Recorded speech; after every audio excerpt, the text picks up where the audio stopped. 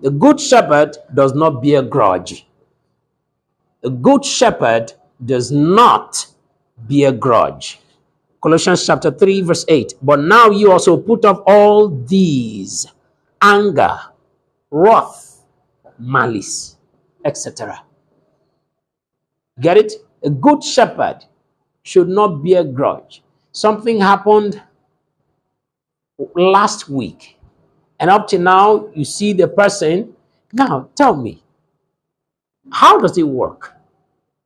You pray for people you don't believe that it should be good for them, and you're praying for them that it should be good for them. Can you put it together? Is it possible? Don't you get it? It's not possible. That is wrong.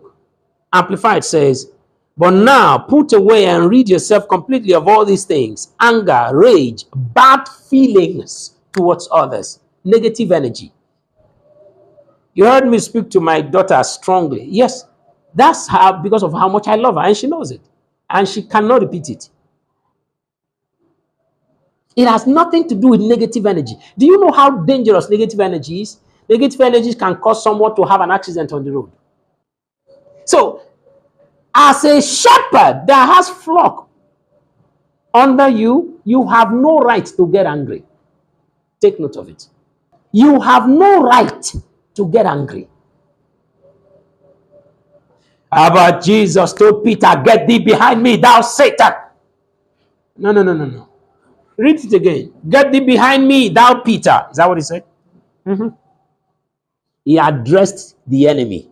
Peter wasn't the enemy. Was it not the same Peter? He said, "I've prayed for you." Don't you get it?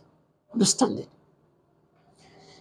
A good shepherd must not bear grudge. But now tell me, where should grudge and malice be? Is it where the Holy Spirit is?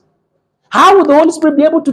That's why they hear familiar spirits and they call it hearing God. You will fail woefully. You will destroy the flock because of grudge. Be careful.